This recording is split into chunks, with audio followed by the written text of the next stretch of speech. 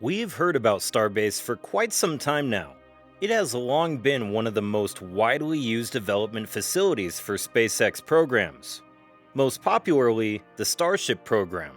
But in recent times, there has been a shift in strategy for the development facility. Today, we will be talking about the leadership changes for SpaceX's Starship program.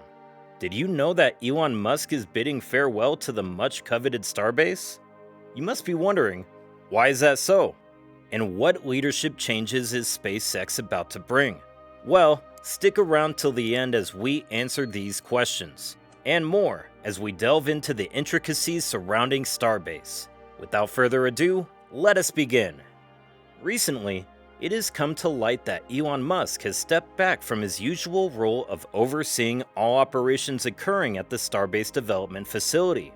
Initially seemed like Elon Musk has finally given up on Starbase and had shifted his focus elsewhere, on a different facility.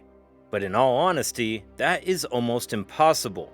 Starbase has some of the best available facilities in the country, and it is developed specially to cater to the needs of the Starship program. This begs to question, why did Elon Musk step back from Starbase? Well, the answer is quite different from the one we initially thought. The real reason is because of Musk's latest business venture. We all know that recently, Elon Musk took over and bought Twitter, one of the world's biggest and most popular social networks, for a reported $44 billion. Now that's an insane amount of money. Naturally, when you spend so much money on something, you would want to give it some time and focus so that you ensure that it remains the social giant it is after Musk bought the company. That's the reason why he left Starbase, to focus on his new baby, Twitter. This is not something new, as previously, Musk was already dividing time between his other companies, the mega successful Tesla, and his other company, the Boring Company. Being the owner of such huge companies would obviously mean you would need to divide some time amongst them, so that each one of them grows and gets better. That being said, it's pretty obvious that it is impossible for one person to manage everything. That's why people in such high positions employ highly qualified individuals that can share some of the workloads. Now you must be wondering, whom has Elon Musk employed to take over proceedings at Starbase? After all, it is one of the most important places for SpaceX, and would need a highly capable person at its helm. We know apart from being qualified, another thing Musk values is trust. He would want that the person in a major position would have gained his trust and proved himself or herself before being employed in such a position. Now, who better to replace Musk, and is worthy of that criteria, than none other than Gwynne Shotwell and Mark Hunkasa, who, as you all know, are the president and vice president of SpaceX. This speaks wonders of importance at Starbase, that Musk chose the senior-most people to replace him at the place. Let us now talk about the roles of these replacements. Gwynne Shotwell will now be in charge of the organization's Starship program and Starbase facilities. Meanwhile, in the summer of 2022, SpaceX executive Mark Hunkasa took over technical command of the Starship development. A brazen, unconventional engineer, Hunkasa has effectively directed the Starlink program since Musk sacked several too conservative executives in 2018. As you can see, they have well proved to Musk that they can handle projects of such a magnitude. That is not all, as Omid Afshar, a Texas-based Tesla operations lead, was also covertly hired by the space project to serve as vice president of Starship production. Don't worry folks, Starbase is more than covered. I am pretty sure the absence of Musk won't be noticed that much. It's quite weird to not see Musk make visits to Starbase.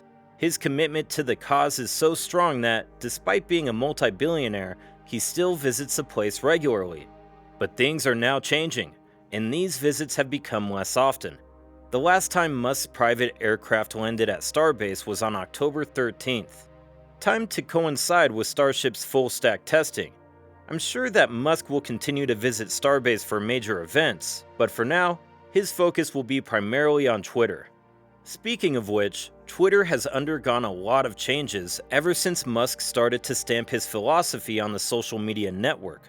Musk has also been quite vocal on Twitter, even before he bought the company. He has always asked for fewer restrictions and more freedom of speech. But Twitter, as you all know, does not tolerate hate speech or any kind of extreme use of language.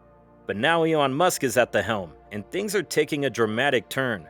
Major personalities whose accounts were previously banned have been unbanned, as Musk looks to make Twitter a place more open to freedom of speech and has lifted a lot of restrictions. Examples of such unbanned accounts are former President Donald Trump and social media personality Andrew Tate, who among a lot of different accounts have been unbanned. In November, Elon Musk posted a poll asking if Trump should be allowed back on the platform. Just over 15 million people voted, with 51.8% voting in favor of reinstating Trump on Twitter, right after Trump's account was unbanned. While Twitter previously may have had its reasons for banning these accounts, Elon Musk has now changed these regulations, meaning he can unban them as he now has full charge of the company. In the end, I would just like to say it is about time that Musk starts planning for the future. He's not getting any younger, and in the coming future, he would need a replacement to head over operations at SpaceX. Along with all of his other ventures, he needs someone to mentor and take charge of some of the load of SpaceX so that someone would be able to take over once Musk is unable to do so. That's why this move of replacing himself at Starbase is a good move. As it looks out for the long-term future of the company, SpaceX is an amazing space program and has made huge advances in space technology. At the rate at which it is progressing, I'm pretty sure that it will soon fulfill its mission of landing on Mars. And for that, Elon Musk needs to set things in a way that would guarantee that even after he leaves, SpaceX will continue to work as it does right now. Only then will SpaceX be able to achieve its long-term goals. So that's a wrap on the video. I hope you liked it. If you did, please give it a thumbs up and don't forget to subscribe to our channel. Thanks for watching, and I'll see you in the next one.